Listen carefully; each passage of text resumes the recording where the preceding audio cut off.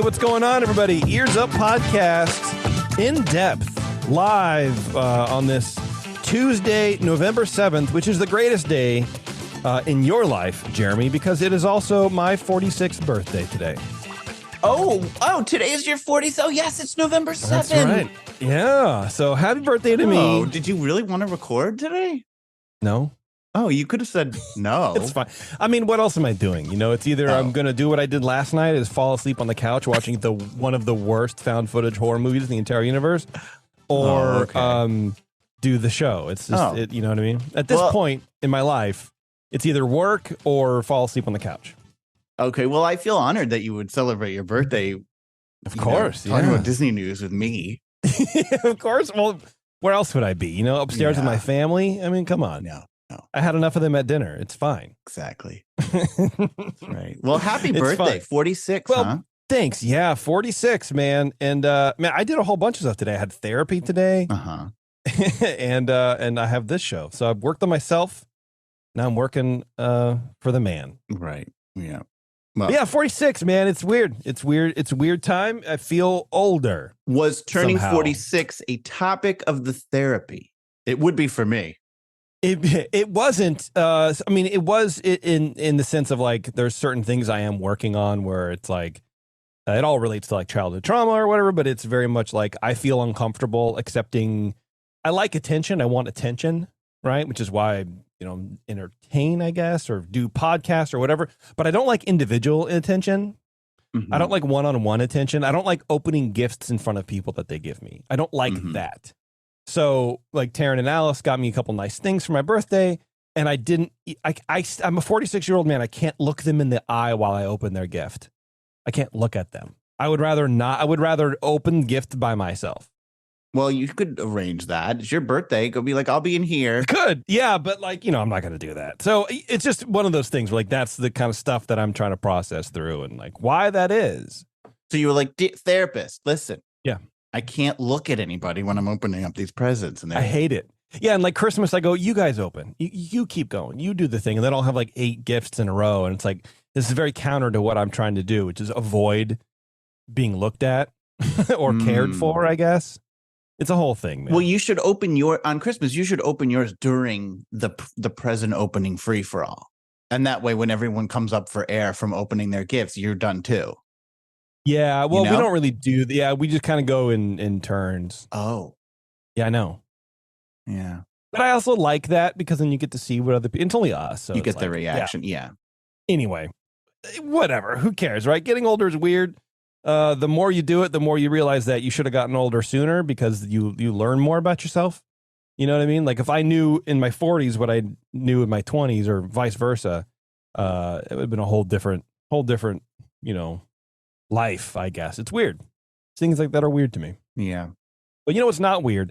The slate of Disney news. We have a spate of Disney news. We have a ton of Disney news to get through. Some good stuff, too. I'm excited about it. Oh. Again, it feels like there's not a whole... There was a while there where like nothing was happening.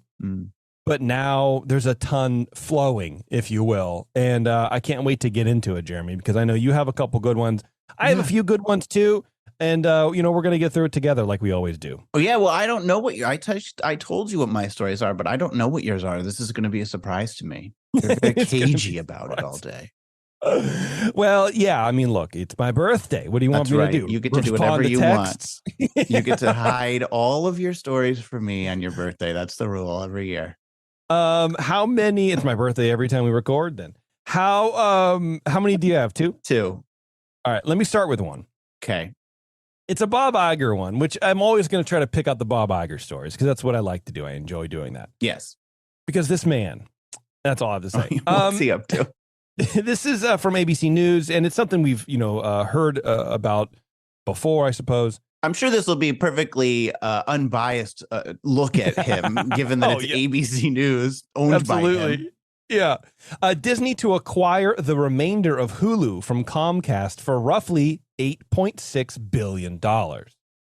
Walt Disney said it will acquire a 33% stake in Hulu from Comcast for at least $8.6 billion, a deal that will give Disney full control of the streaming service. Now, I remember a time when Iger came on And he made a promise that he wasn't going to do any big acquisitions. That was his like one of his things. Right. Because he was sort of like, that's what he's known for. He's known for buying IP, buying this, buying that. He said he was not going to buy anything big. Here we are, $8.6 billion later. I understand why. It's very strategic. There's a lot of strategery going on for the Disney company. It makes sense.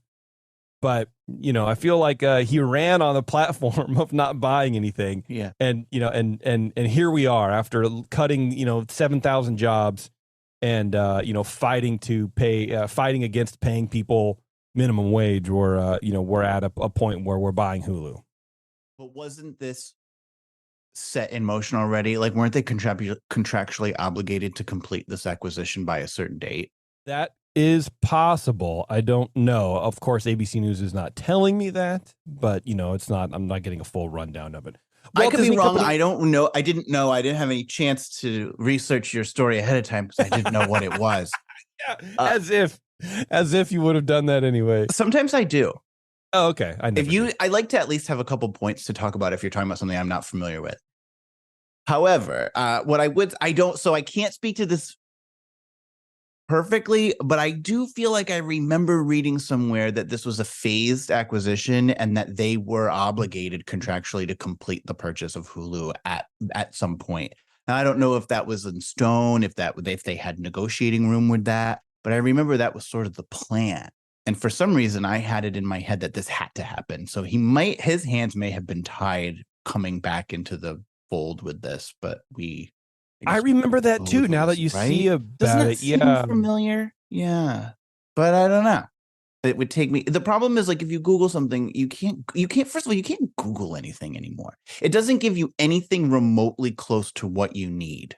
So I got this from Deadline. They said in September, Comcast CEO Brian Roberts called the initial minimum valuation of $27.5 billion a hypothetical. Both sides have been public about wanting to get a deal done, and the timeline had recently been accelerated.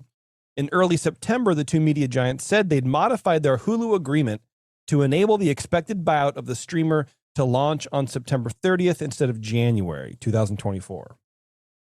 Actually, don't really know what I said. Words. Yeah. So I think they did have an agreement. I think you're absolutely right. And but I wonder what the timeline was. It sounds like it was advanced a little bit. Yeah, it does sound like that. So I don't know. There you go. I guess what will happen? All wanted it done. Is Hulu going to still be a standalone service? Is it going to get wrapped up into Disney Plus? Like, what are they going to do? I don't know what they're going to do. My thought is that they're going to leave it alone for a couple of years because there's so much content on Hulu that is not necessarily right for the Disney Plus umbrella. There's a lot of horror movies and a lot of adult sort of content, a lot of FX stuff on there too, FX network. Oh, yes. All those really good American crime stories, like when they did about Betty Broderick and all that. I love those. It's pronounced Broderick, actually. Is it really? No, it's a Young Frankenstein reference. Sorry. Oh. A movie you haven't seen, I just kind of realized. And there's another, what's the other one? The American crime story about Elizabeth Holmes from, with the blood testing device, and she's that fraud. That was a great one. Yeah, that's not necessarily Disney Plus, stuff. They have Nat Geo. But that's my thought. Is I think they're going to leave it alone and see what they can do. Maybe down the line they'll wrap it up together into one app. But with a lot of these streaming services, anyways, it's hard to find stuff. You ever try to find anything on Amazon Prime? It's impossible, and they only have so much retail space to put up what's new, right? And so if you have all these other things, all the networks, all the IP that Disney has now, you wouldn't be able to put anything. You wouldn't be able to properly advertise to your watchers, your subscribers within the app. There's no way. So I think you have to leave it separate. That's my thought. I like Roku because Roku will you can search for a title and it will tell you which streaming service it's on. Yeah, I don't have Roku, but I do have a Plex server, and they do that too. You can figure it out and which one of your friends has it and stuff like that.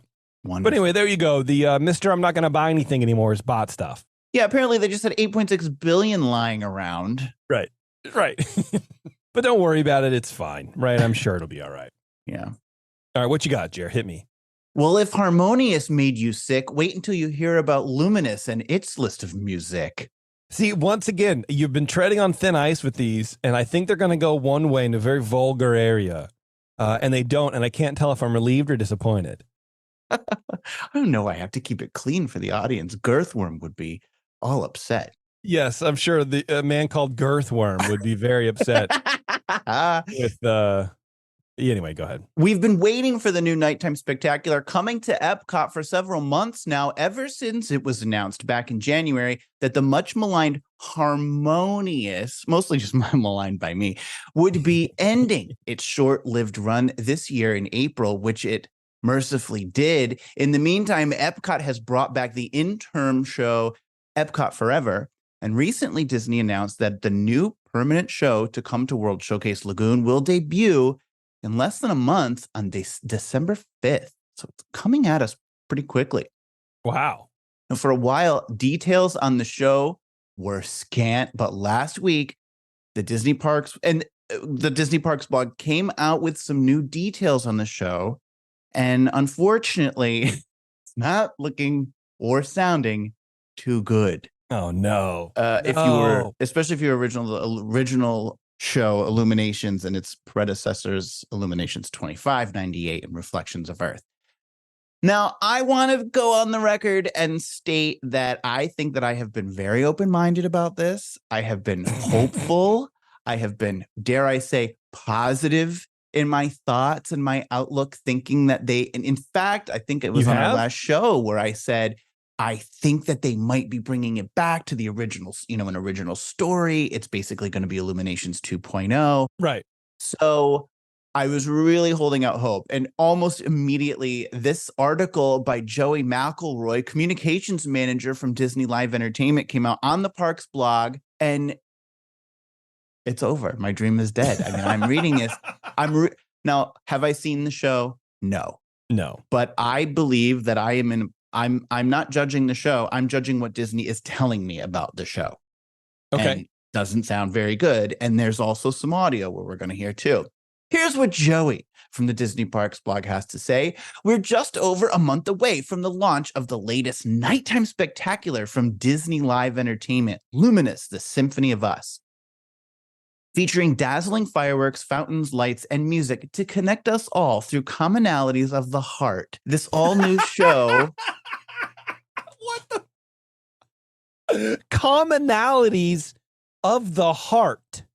Yeah. Means nothing. It's empty pap. This is just words. It's ChatGPT got a hold of the Disney company. Oh, wait. So, because here's the thing about this article. I don't like the message or the messenger because I don't like the details that they are outlining. And also the way that they put this in this article is so terrible that I hate both of it.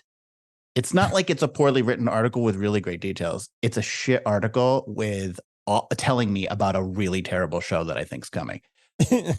So this all new show shines a light on how each of our unique melodies comes together to form a great symphony, the Symphony of Us.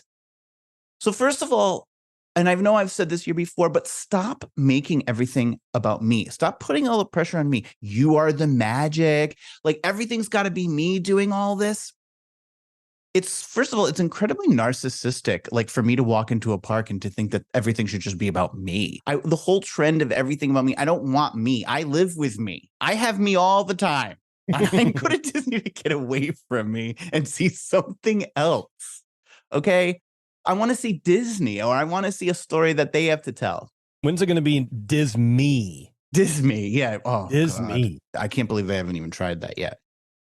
The article continues, much like a beautiful piece of music, Luminous, the Symphony of Us, is made up. So it's not itself a beautiful piece of music. It's like a beautiful piece of music.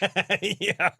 They are definitely they're couching this for sure. Like, well, we never said it was beautiful. It is like a beautiful piece of music, but it's not. Right. Fine. It's made up of a series of movements. Just be like not a beautiful piece of music. Be like a symphony, Luminous, the Symphony of Us, is made up of several movements. Like that would make more sense. Luminous, the story of us, is made up of several movements. Like, you don't need to have flowery language all the time. Just come out and say what it is. Right. Like Illuminations had several movements. They weren't like, it's like a symphony, guys. Get it? So, but Disney thinks we're all so stupid and everything has to be so heavy handed and like beating me over the head. Like there's no subtlety anywhere. What all of their PR communication reminds me of is just the moms panel. Yeah. The Disney moms panel, where all of those, responses and stuff is all just the same sort of like, oh, I remember my first time when I breathed the air inside the bathroom off the Main Street runway, and it changed my life. So therefore, I think you should really call early and get reservations for Carthay Circle. Like it's that kind of stuff. And I think what they've done is, I think they lean into that more with their PR, maybe is sort of adapting to that because people respond to that. There's a section, the most vocal Disney fans, the diehards who go all the time, no matter what the cost is, no matter how long the lines are, they're still there and they're online touting the company. They respond to those things better. And so I think it's just, they're kind of like feeding into the people who already like them anyways. Right. And they're not being real people. Right. That makes any sense? Yeah. So each of these series of movements, each representing life experiences that we have in common, showing us that we're more alike than we are different. Okay. And the reason why they're having to do all this is because no one is going to gather this from this show. You are going to go, this is a Disney IP show. Here's a bunch of Disney music that we think you need to hear right now, mix up in a blender, bookended with 2 original songs, go away, good night. That's this show, but they can't, because it's not obvious what the story is from that. Like hearing You've Got a Friend in Me, like, oh, I get.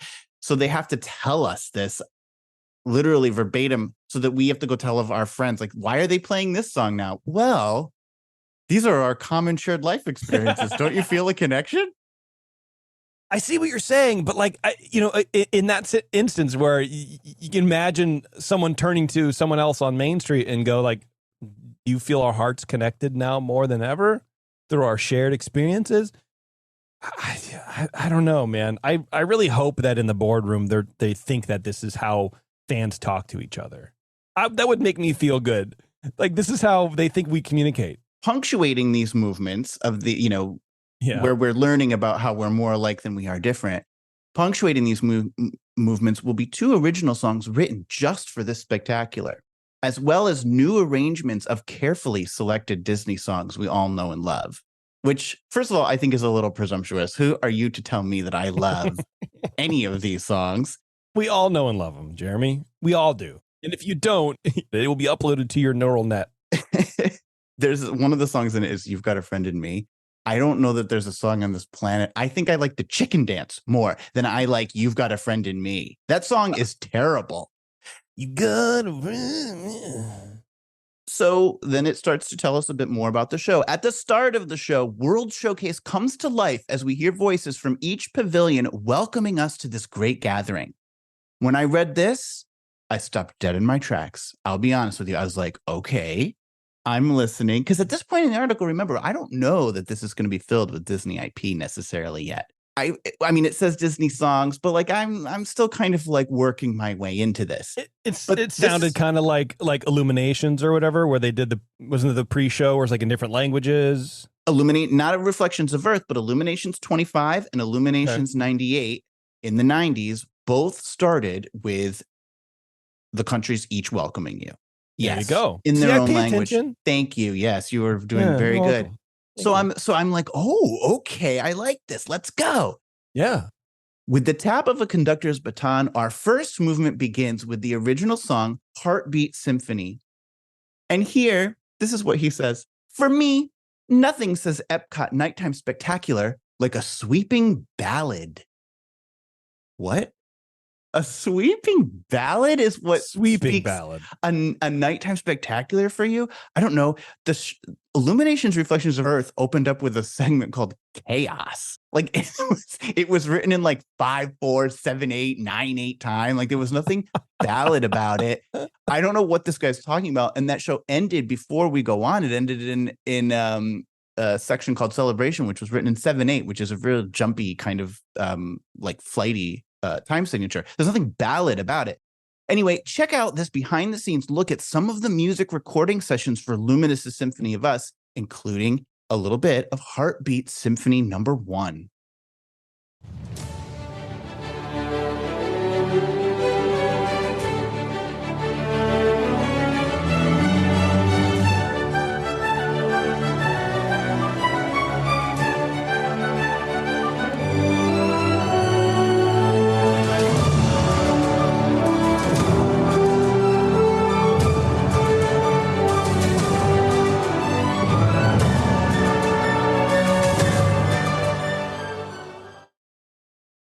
I liked it. I thought it was fine. Could you hum it back to me right now? No, because you know why? It just goes into the Jurassic Park theme song in my head. What I did find was that like and I'm not a musicologist, right? But like at the end part, the sort of high strings and the wind instruments or whatever, and then like the low sort of cello or whatever, there was a layer there that wasn't congruent. That seemed very disjointed to me, and I could do away with the lower strings. But everything else, I don't know, it seemed fine to me. Yes, it's a solid fine. I agree. It's pleasant sounding. My issue, it doesn't offend you to hear it. But it's background music to me. Yes. When you walk out of Fantasmic, you're humming bum ba-dum bum bum bum bum. Like everybody's got a tune that catches you. The Main Street Electrical Parade. That was my ringtone for a long time, is that section. Go. Specifically the guitar. Yeah. Yeah. Yeah. Main Street Electrical Parade. A very identifiable tune that's not mistaken for anything else. Okay, so let's break this down real fast. This is just triplets.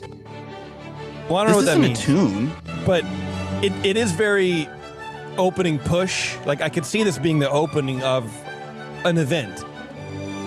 This is where it loses me, that kind of plateau. Then it goes up a little more, which is fine.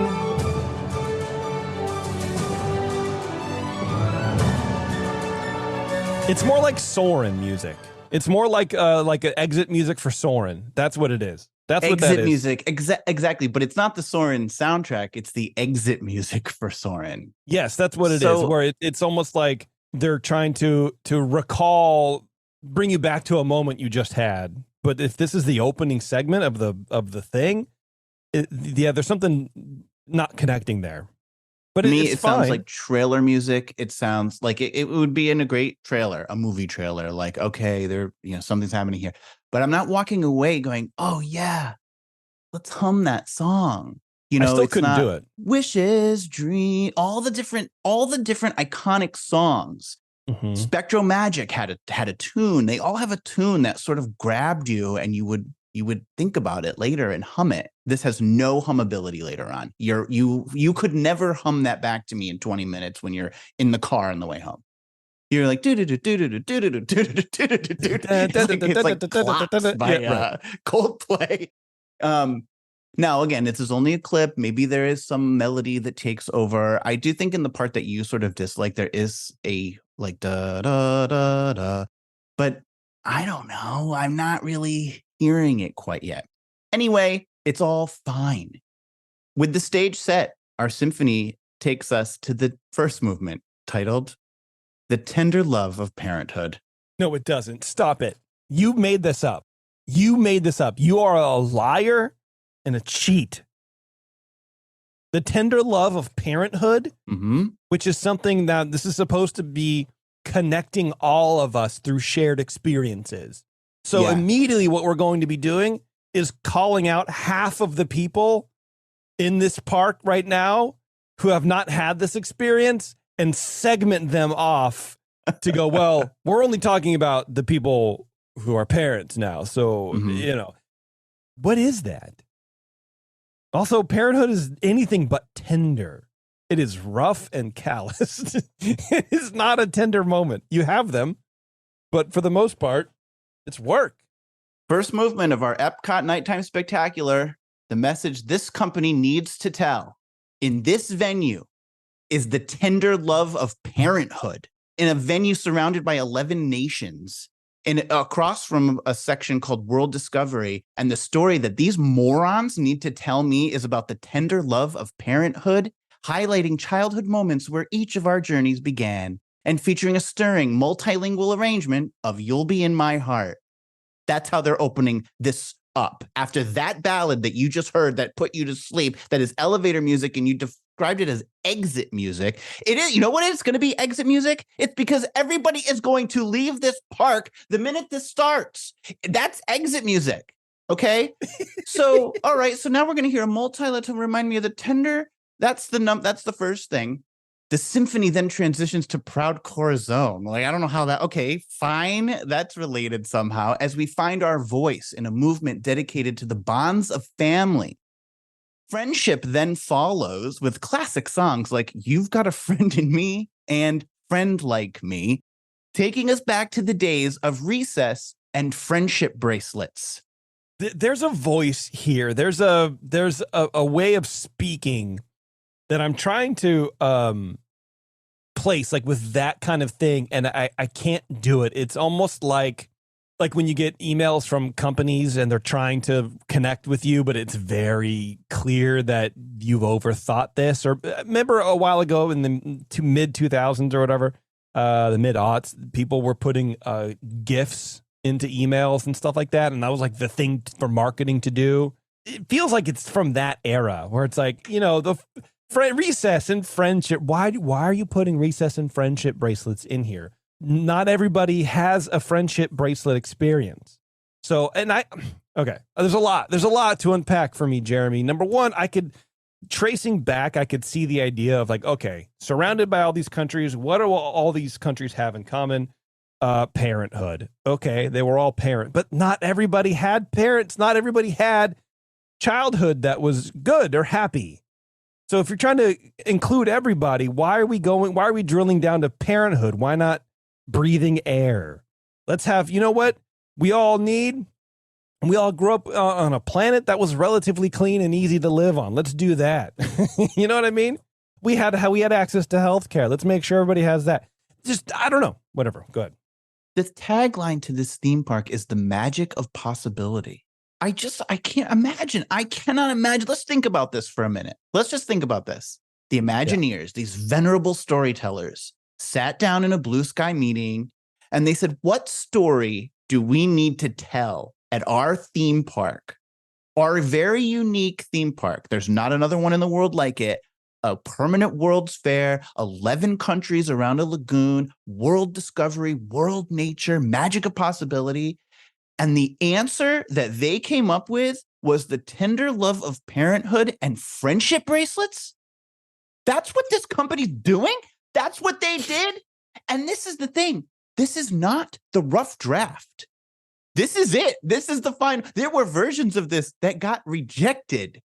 Yeah, I wonder what was left on the cutting room floor. Possible version of what these absolute losers can do. They aren't capable. That's clear now. If there was any doubt in anyone's mind after seeing the horrible execution at Galaxy's Edge, that stupid hotel, the Moana Journey of Water, all of these things that have come to us with a repetition, a steady cadence of subpar execution. If you didn't know before, you know now that these people are completely incapable of doing anything good. It's over.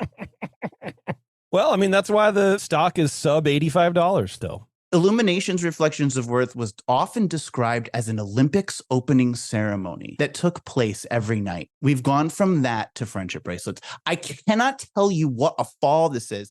Do you feel like we are chasing that high water mark where it's never going to, is it ever going to get back to Illuminations Reflections of Earth for you? Is there a way?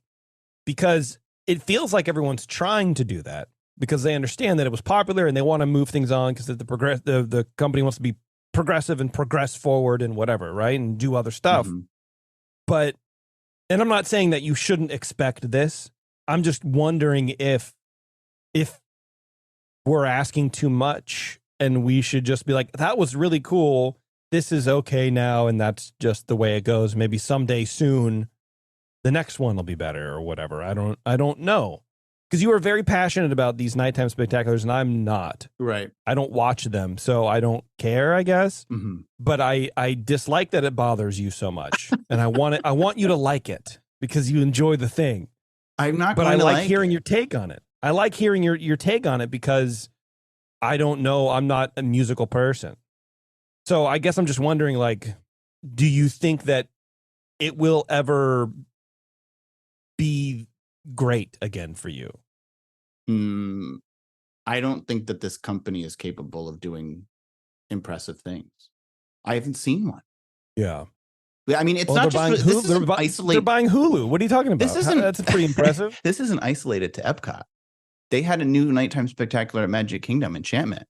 Everyone hated it universally, and they had to bring back Happily Ever After, which itself is good, but not amazing. It's not the best nighttime spectacular Disney has.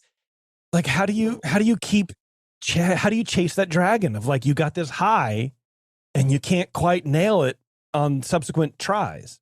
How do you get back to it? That's, I don't know. They have a people problem. They have an institutional knowledge problem. They have a creativity problem. They have a problem. Look, all these Imagineers are gone. Look at what they're doing with the resorts. It's not isolated. I said it's not isolated to Epcot. It's not even isolated to nighttime spectaculars. This is hitting them everywhere. It's hitting them in their parades where they haven't brought back all of the character actors. A lot of Festival of Fantasy is, most of the actors still aren't back. It's a shell of itself. They're de-theming. We've talked about this with the hotels, de-theming and making it all really bland and modern. It looks like a West Elm. Like, they've built this, or they're building this new DVC at Polynesian that doesn't look in. Why not just make it look like Aulani? Aulani has a lot of capacity. It's huge, but it's really well themed from top to bottom. And that would be great next to the Polynesian Resort. But instead, they're building like this mid-century modern block house. This is everywhere. It sort of feels like Imagineers or company heads, or not even company heads, but division heads are trying to leave their mark because they hear about a Tony Baxter. They hear about a Rolly Crump, who's very revered, right? But oddly enough, who also internally wasn't really very revered because he never went to art school. So, like, a lot of Imagineers sort of poo-pooed him, which I think is why he hasn't gotten his dues yet, his laurels, to the level of Tony Baxter, by the way, which arguably Rolly contributed more to, like, the best parts of the park than Tony Baxter did, but that's just me. So I wonder if that's what it is, where, like, they don't want to just make it like Aulani or like the rest of the Poly does, like, and just make it another arm of the Poly. They have to make it something totally different, so then in 20 years they'll get their window. Maybe that could be. It seems like a selfish way to look at your contribution. Yeah. Right. But that's the only thing I can understand, or the only thing I can think of as to why these misses keep happening. And the majority of people online are like, hey, this is dumb, especially us. We're like, doesn't look good. They're getting roasted for these things, but they keep doing them anyways. So that's the only thing I can think of, is that, like, there's like, well, they don't understand our vision. I mean, we haven't seen the show. I have heard, now we have heard music of it, and I'm looking at a playlist. So I'm not judging the show. I'm judging the concept that they're telling me. Yes. So maybe the execution of this concept will be much different, and it will be closer to what I had hoped. I will say that they've always had a weird problem in PR about how to talk to us, to me personally, the audience. Yeah. They use this weird language, and it's almost like they talk down to me, but not really. And it's just, I don't like it. It's always awkward and uncomfortable. Just speak normally, use plain language, and give me a picture. Yeah, I don't know. I mean, the way they're describing this is similar. I mean, usually they oversell stuff. So the way they describe this to me sounds an awful lot like Harmonious. And, a lot of people in the Disney community are saying, oh gosh, they got rid of Harmonious, but they really didn't learn the lessons of Harmonious, at least according to this concept. That's all we can judge right now is the concept. Okay. I don't like the concept. I don't like that.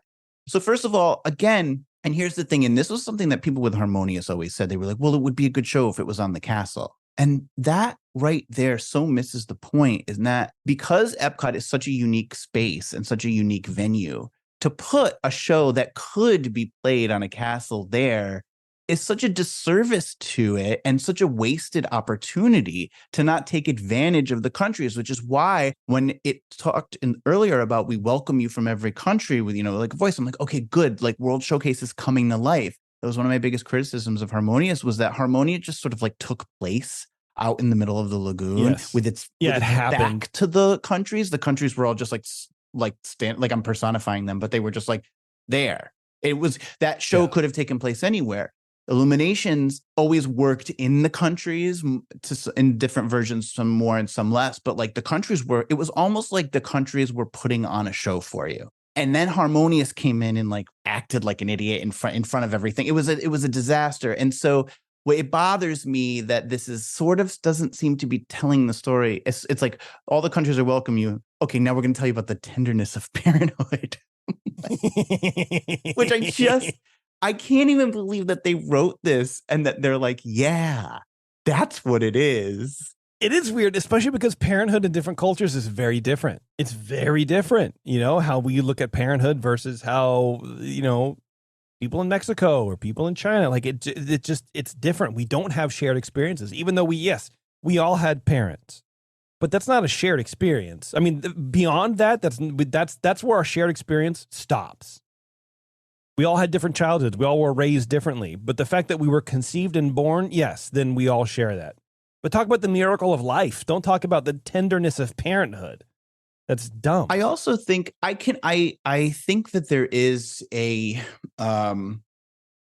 something admirable about wanting to teach us what connects us all and what all the things that we have in common.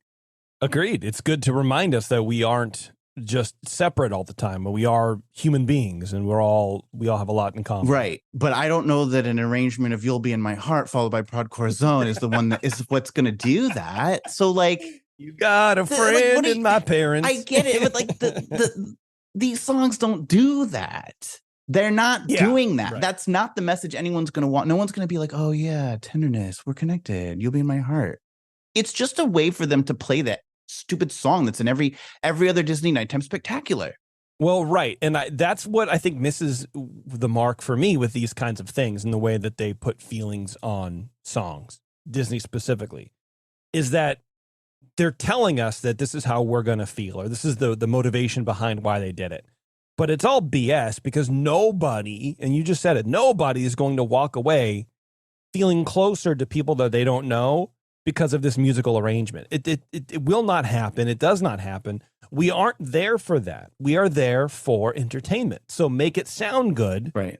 And give me bright, shiny lights, maybe a couple honks, maybe an explosion or two. That's what I want to see. What I don't want to be aware of is that you are trying to, remind me of my childhood and friendship bracelets with these, strings. I just, it doesn't, for me, Disney feels like they need to be motivated by feelings to then execute a plan, whether it's a show or a ride or whatever. And it doesn't need to be that way. I would love it if Disney was like, dude, we have this really cool idea.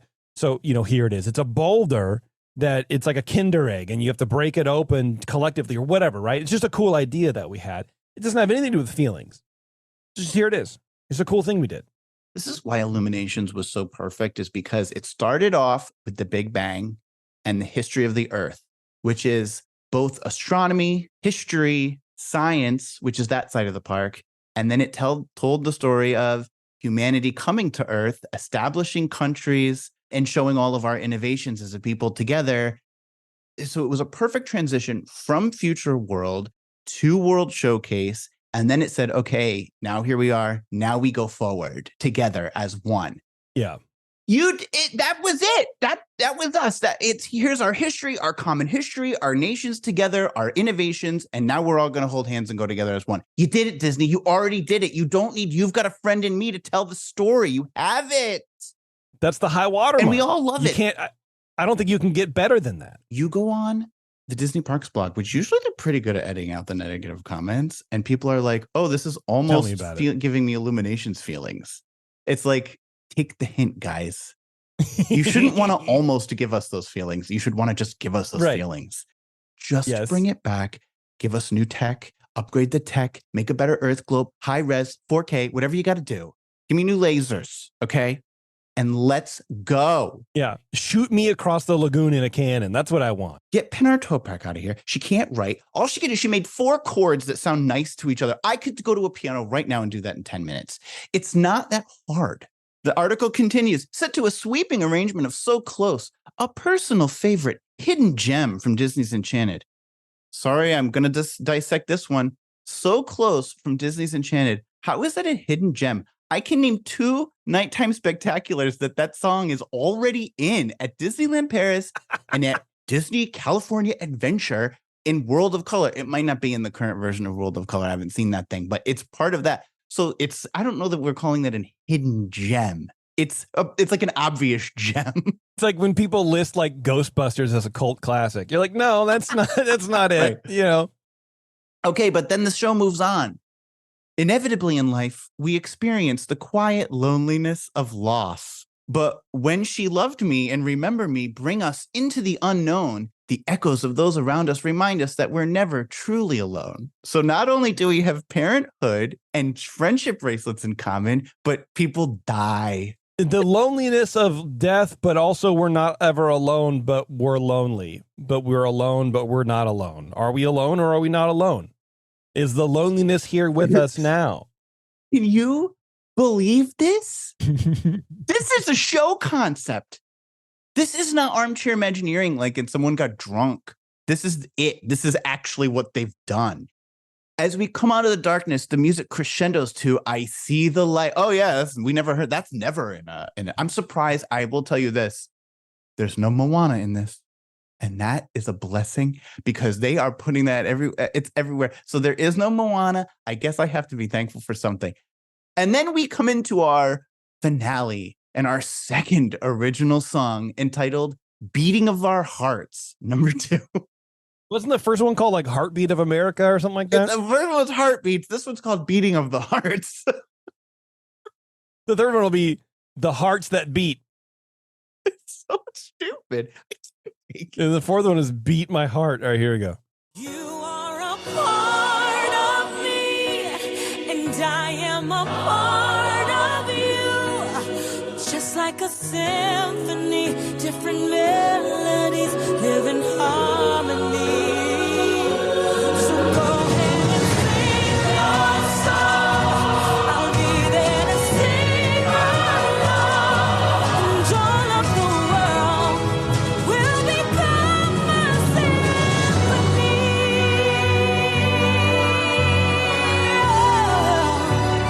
Will become a symphony. That's the finale? Yeah, they're trying to recreate We Go On. They're never going to do it. No, yeah, you with the drums and stuff you hear. I didn't mind the orchestration. The singing and the words I did not like. I agree with you 100% on that. There you Just go. take Perfect. out the vocals, but they don't have the stones. They don't have the gumption to take out the vocals because then people might not get the story. If you aren't being told word for word what's happening, you won't get it, guys. You have to hear the words. As someone this is him continuing, we're wrapping it up. As someone whose Disney career began in World Showcase, it's hard to express how much the Nighttime Spectaculars mean to me. I hope this first look makes you as excited as I am to share this new symphony together, part of the grand finale as we near the completion of the multi-year transformation of Epcot. It's not even going to be done by then. They won't be finished tearing out a fountain and putting in trees by then. What struck me there was like something about, if you go back to the line where it says, I hope this makes you as excited as it does me to share. What was that? We'll go back to that. I hope this first look makes you as excited as I am to share this new symphony together. Right. That doesn't make sense. I hope this first look makes you as excited as I am to share this look together. So no, to share that he's excited to go see this symphony. Yeah. And he hopes that this first look makes you excited to go see it too. That's when he needed Like he to doesn't say. know how to say that. Right. But instead he needs to throw in the word together, and that confuses everything. It's like, but wait, you want this to make me as excited as you're excited about sharing it, then I should be excited about sharing it together. Whatever. He got the buzzwords out of order. It's excited, share, excited, symphony, share, excited, you, me, excited, share, symphony. Yeah. Okay. Chat Thank GPT. you. It's You run a PR firm. I need you to craft a press release on a new nighttime spectacular listing these 5 buzzwords: sharing, emotions, tenderness, sharing, feeling, capture. Enter. So there were 2 comments on the Disney Park blog article that I wanted to share with you, and neither of them was written by me. The first one is celebrating parenthood with You'll Be in My Heart, celebrating friendship with Friend Like Me and You've Got a Friend in Me. That's literally Happy Ever After. It's a Magic Kingdom show, not Epcot, says Ryan. And then the next comment is, this show is going to bomb just as bad as Harmonious. No one at Disney understands Epcot. It's very obvious with the recent additions. All you want to do is stuff the park full of IP and not develop anything original. Spicy. Wow. Nothing will ever top Illuminations. So until you hire Gavin Greenaway again to write 2.0 to that show, people are going to hate the nighttime shows here. And that was Chase wrote that. So I agree with both Ryan and Chase. I'm surprised that those comments are up, because I've written half the vitriol that has, and it never even got posted. Well, they probably fired all the moderators. I know they absolutely did. I mean, they cleared out their entire social media team. There's nobody that are inundated. They gotta go. And at one point, they just had like managers posting, and that's where you got like the weird posts and the stuff that didn't mean anything, or they're like, "Happy Thursday" with a picture of Donald. It's like, oh, cool, I love this content, because the managers don't know anything.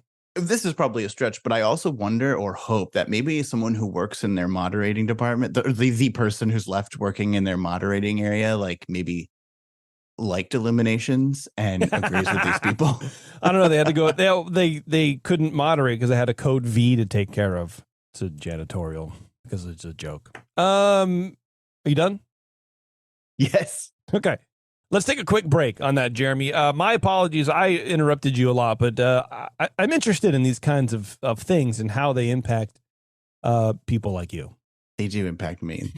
Yeah. All right, everyone. We're going to take a quick break, everybody. Hang on. We'll be right back with Ears Up In Depth. I got a couple more news stories, and Jeremy has one, too, that'll yeah, it's going to be quick. blow you away.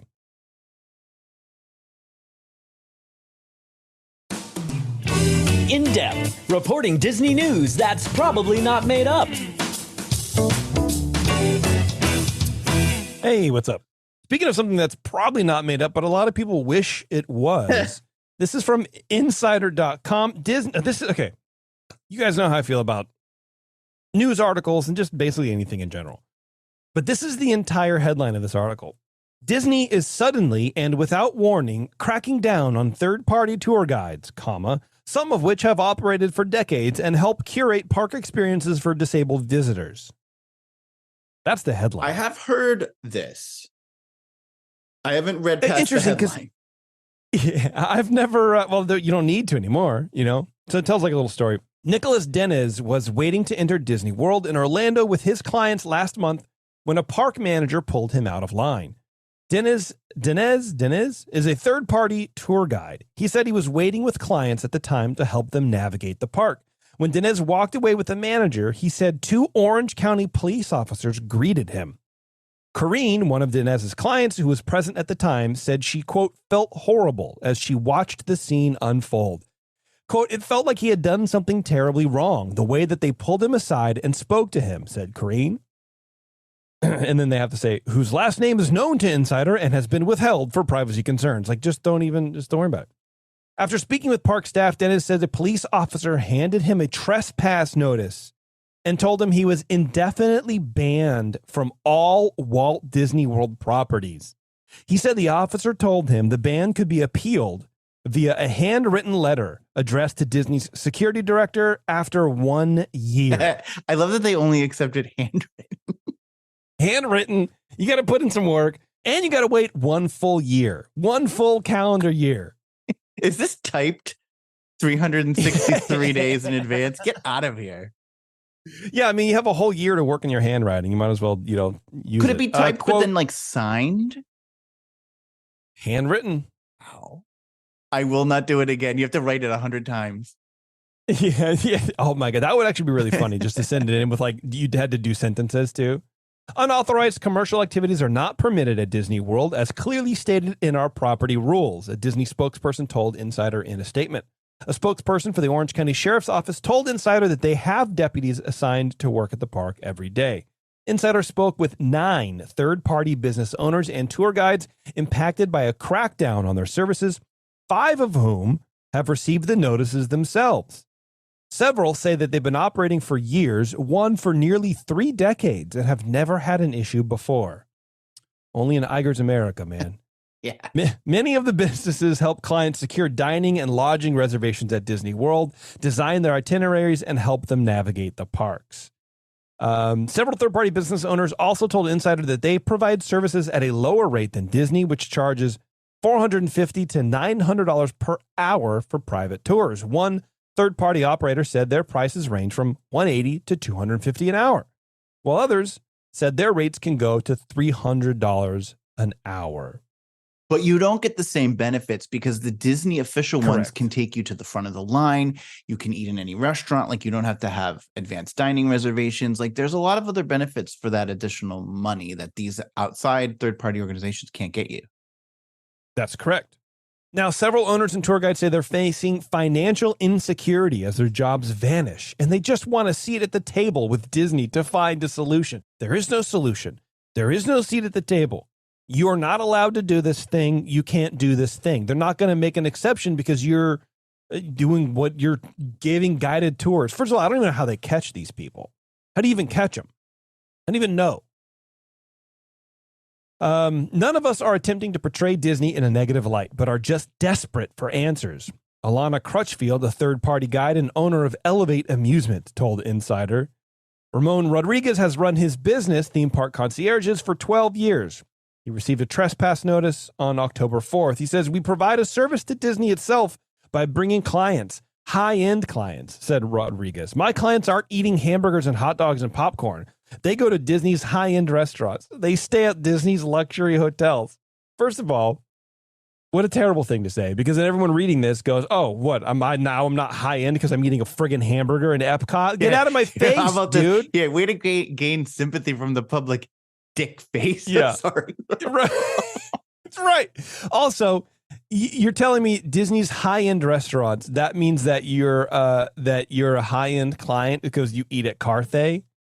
I eat at It doesn't, like, what are you talking about, dude? Like, you go to Napa Rose and therefore you're a high-end client. Also, if you are a high-end client, you would just get a friggin' VIP tour guide at Disney World. Yeah, you're not that high end, but that's how the middle. That's like how the upper middle class is. Is like they put on Yeah. the airs of being super rich, but they actually aren't. So it's like, oh, I wouldn't be caught dead at Pizza Rizzo.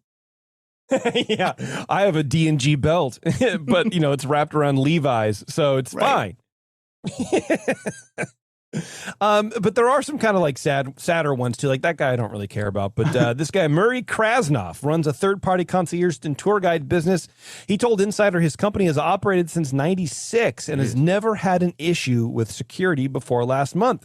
His company specializes in helping visitors who have disabilities navigate the park. "I have 4 families in November, and I have a party of 17 over Christmas week with 3 people with special needs," Krasnoff told Insider. "I've been on the phone with them saying, I'm sorry to tell you this. Now they're all stressing out about what can be done." I don't know. I think you have to then designate someone else to go in your place, I guess. No, Disney makes accommodations for people who are special needs already. They don't need third-party tour guide. Yeah, but like, I guess what I don't understand is, number one, why does Disney care? Well, I mean, I guess that's it. Why do they care so much? Because you're right. They do make accommodations for people with disabilities and, whatever, right? But if these people want to hire somebody who is a Disney Parks pro, who knows how to go, who knows how to read the thing or whatever, Genie Plus can figure all that stuff out. They don't have to do it if they don't want to. They're wealthy enough to pay somebody to do it. Let them pay somebody to do it. Why does Disney care about it? Well, and it is interesting because I actually am friends with a VIP tour guide, and they're busy as hell. Like it's not like they're looking for or like dying for clients. Like they're all scheduled out. They were working 8 days a week. Like they're very busy. And in fact, they've been hiring more and more VIP tour guides because the demand is so high. So it's not like it's like this limited supply. Disney's already making a lot of money. I don't know why they don't want it, other than that, like, it is sort of weird that people are making money on top of the parks, and that does add more people into the parks who probably wouldn't be there. I mean, they're paying to be there, but that is taking the especially in a park where you have park reservations. That's a reservation that could be going to someone who's not there to make a buck, that would like just to go and enjoy the parks. So I do think, like, especially, this guy's doing it during Christmas week when the parks do close to capacity. That's an annual pass holder or someone else that couldn't go because they're over there making money as tour guides. That doesn't seem right. Yeah, but these people were going to go anyways. Like, But the they're tour booking their guide wouldn't have. vacation. Yeah, but that's one person. That's worried. one You know what I more mean? person who's a regular customer who could have gone.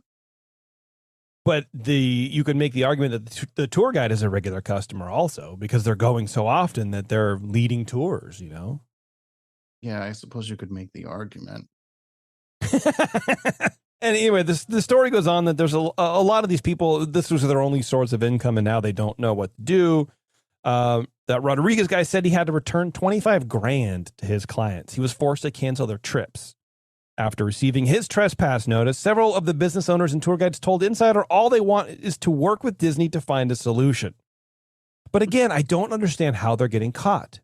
I don't get that. I mean, maybe it's like clear if you're leading a group of people around or whatever that, like, hey, what are you doing? But it sounds like these people are just being pulled out of line. Like, we know who you are. Here's your trespass notice. They're seeing these people every day. They have facial recognition software. They see how often you're going into the parks. They see you leading a group of people and talking to them all the time. I'm sure they do eventually start to stand out. There's a lot of regular, the cast members are paying attention. Their security is paying attention. They're all watching, and those patterns start to emerge. I'm sure they're like, oh, here's that one again with another group of people, and he's standing at the front talking to them. Yeah, Murray Krauss. Yeah. So I don't know. I mean, it's I don't sort see of a problem with it. Stinks, but also, why are you making your living on such like shifting sands? Like, it's a theme park that, like, they tell you you're not supposed to be doing commercial things in there. So why are you making an entire industry off of it? You should be happy that you made the money you did, and before they caught on to you. You got away with it. That's kind of how I feel. And a couple notes that I skipped in that article. One was that, even though business is the money exchange is hands off site, the service is being redeemed on site. So Disney's calling that doing business on company grounds, right? So like through the whole day, so I don't know. I feel like it's a weird letter of the law. But there was another section in there where a couple of these tour guides were like, yeah, I do know people in the business that are unethical. Like, they tell people to go get a disabled pass by saying you have IBS or something like that, and you can't stand in line. And so, and they're like, yeah, I know it happens. And so maybe there's something along those lines too, where like, it kind of just ruins the party for everybody if you have, someone pee in the pool kind of thing. Well, that was a few years ago that first came to light. So that there were people who had disability passes, and they were acting as the tour guides, and that's how they were getting people to the front of the lines. So Disney cut that out. So now you just got tour guides who are like helping. I will say, on behalf of the people who are going to the parks and these tour guides, Disney has created a need for them because they have made it so difficult for the average person to understand how to get into these parks. I couldn't tell you. I was there, I don't know, a month ago, and I wanted to see if I could do this new Journey of Water walkthrough thing. Like, I don't know why, like, I need to do that. You do need to do it for this show specifically.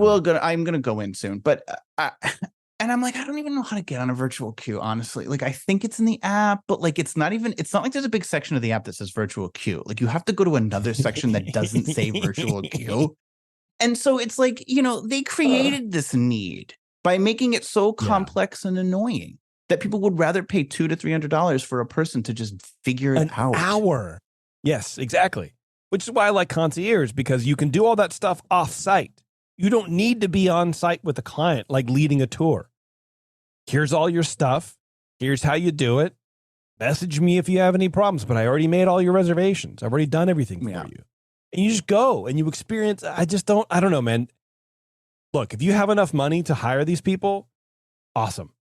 Good for you. Become a Patreon supporter, patreon.com/EarzUp. But otherwise, like, do you think Disney looks at it from the standpoint of, okay, these people, this is $200 to $300 an hour that they're spending on a whole day. That's money that could be going to souvenirs, food, and things like that. I don't think that. I think they want to. It's like when streaming sites crack down on password sharing. I feel like it's like we're missing money on the same thing. So maybe not souvenirs, but like, these people want tour guides. We have tour guides. You just have to pay double the price an hour, and you get other stuff. So I think it's that they're just they want those customers. Like your friend said, they're hiring people all the time for VIP tour guides. There's a demand for it. So why do we want to turn them away from our services? Now we're the only game in town. You can't go third party all the time now. That's my story. Well, it's the happiest place of them all, but some people are pooping in the hall.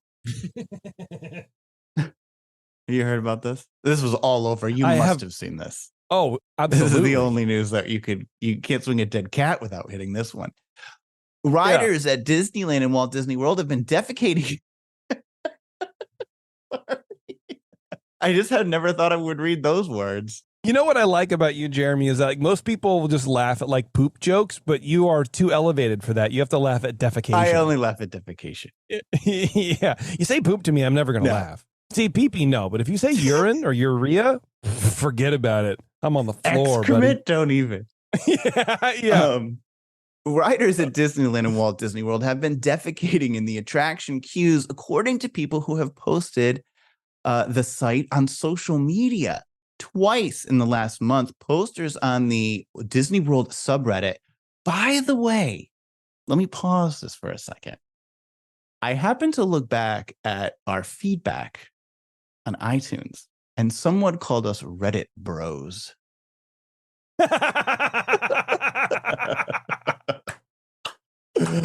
Oh, I love that. Which I was like, I love that. I don't even have Reddit, so I don't know what that is. But I suppose if I'm referencing articles that are referencing Reddit, I'm a Reddit bro, whatever that means. I've never heard Reddit bros before, but I understand the connotation. It's not good, but it wasn't good. like we're like inside the magic where we just like troll Reddit and then get stories and then read it. It's like, that's not. This is one person who's listened to our show one time. Oh yeah, he heard and that. Thinks they know everything about it. Yeah. There was like, oh, okay. Well, there you go. We're Reddit bros. So I went at. This is why I never read reviews or anything. I can't. It's so stupid. People are just dumb. It made me laugh because I was like, well, I'm talking about Reddit this week. Yeah, it's pretty good. Posters on the Disney World subreddit commented in fury and horror about the cursed things they said they'd seen while in line. Quote, I am in the queue for Rise of the Resistance. Someone let their kid take a dump on the floor and then just walked away and left it. What? WTF? Someone who claimed to work as a cast member replied and said, for the skeptics, this actually happened. Here's a fun fact. This was one of 3 defecation-related, they used a different word, defecation-related incidents at Rise of the Resistance today. Less fun fact, I, the cast member, was here for all of them. On another thread, a commenter bemoaned the behavior of park guests at the wildly popular attraction Flight of Passage. Bodily fluids no longer bother me after working at Disney, they wrote. Let's just say that the attraction I work at has what the cast ended up dubbing the poop hall because of the amount of times guests have gone in there and pooped. We even put up a camera and it didn't stop them. Which, well, how obvious was the camera? Right. And also at that point, go for it, dude. Like this is an emergency. Well, But also at the end of the line, your face will be shown just like it is on like the pictures for, Space Mountain. yeah, like there we are. Oh, look, there's Kevin. Yeah, just like a Frozen with like poop face on. You're like, ugh. Yeah, you're like half crowning. You're crouched and crowning. And at that point, oh, that's a good British pub. the crouched and crown. Yeah, it is. So don't do that. Put that on Reddit. Now, you'll remember. Yeah, don't do actually, that. we talked about here on Flight of Passage remember a few years ago, someone got peed on the leg in that queue. Yes. Yeah. We talked about that. And then they soaker. have since installed a restroom at the halfway point of that queue. Yeah. And I have used it. Yeah. Yeah. And in fact, it wasn't even a very long queue that day, but I just had to go. So I mean, it's just like, you know what? It's just like the trash cans, man. If you have enough of them, people will use them. If you don't have enough of them, there's going to be trash on the floor. If you build it, they will come. It's true. Yeah, Well, they built it. That's absolutely. I went in there. Now, you'll remember our friends Ken Pellman and Lynn Barron, who co-authored the book Cleaning the Kingdom. Yes. They worked as custodians at Disneyland in the 90s and early 2000s, and they discussed in their book a Code H, which was originally a term that custodial staff used to indicate horse crap for when the horses that pull the Main Street vehicles on Main Street needed to go clean up. They had a Code H. Well, the term has been kept in use and has sort of morphed into the term for human crap as well. God. Code H. So it is definitely a thing, and it's been a thing for some time, it seems, given what we know from our friends at Cleaning the Kingdom. So people are pooping. These lines are too long. So, you know what? I read the thing and you told me very graciously that you were going to do the story. And I was like, okay, good. I don't have to. And then I asked the few cast members that I know, and nobody has heard of this or has not experienced this. So I don't know like how prevalent it is to have articles written about it. I have seen someone peeing in a queue. It was a child. Sure. But I watched a mother let her kid pee in the bushes in a queue. I think I've seen that. My friend did say that on her ride that she manned, a kid pooped while on the ride, and she never followed up. I said, well, that ride was already a piece of excrement. How did you know it ever happened? Because she used to do maters. Oh, God. I was like, okay. It's a very funny joke to me. But yeah, like my other friends, like I don't know, never heard of it. So I'm not saying it doesn't happen, but it's not as widespread as I guess this article would make it seem. Well, it seems like these cast members are saying that this happens daily. That's gross. Multiple times in their shifts. And I don't understand. Yeah, I guess that's the Gen Xer in me, like the cynical, someone who grew up with the internet growing together, I just don't trust anything that anybody says unless you have a picture of yourself in your cast member outfit selfieing with a big turd. That's the only way I'm going to believe it. Otherwise, I'm like, I doubt it. I have never seen a poop. I have, as I said, seen someone peeing. What I did see once, this was really peculiar, was in our Big Thunder Mountain, we have these like metal cranks. And if you turn the crank and then like an explosion will go off over in the distance. So like, it's like stuff to do while you're in. So there's this crank, but it's at like human, like our waist level. Okay. Yeah. Something to do. Crank one out. Yeah. Right. Yeah. Well, I saw a little kid whose head would be at waist height, and he put the lever in his mouth and he was turning it. He was turning it like with his whole body, like, oh, can you imagine how many hands had been on it? And then he had it in his mouth. Gross. I mean, he probably is mutated by now into some like bizarre super freak. I know. And so now I'm like, well, I guess I'll just never disgusting. touch any of those. Yeah. Well, the next kid will come along and clean it. It's like, I don't know. Disgusting. Kids are bizarre. Meanwhile, dude. I have totally touched one since then. So I had one quick story about Bob Iger bringing people back into the fold. basically, I'll do it real fast. Kevin Meyer said that Bob Iger enlisted him to advise Disney because he needed, quote, part of his team back. He says he's from Candle Media CEO, and he's a former top Disney executive. Says he was welcomed back in. He's the other co-CEO with Tom Staggs, the dearly departed, who was director of parks. He was Josh Tomorrow before Josh Tomorrow was Josh Tomorrow. Oh, damn. Or no, and then he was CFO, I think. He said he was welcomed back into the Disney fold as a strategic advisor to Bob Iger. He says, quote, I can't tell you what advice I'm giving to Bob, and I suppose to the board, but look, he needed some part of his team back, Meyer said, speaking at the Yahoo Finance Invest conference in New York on Tuesday morning. He came back to a company that had vastly changed.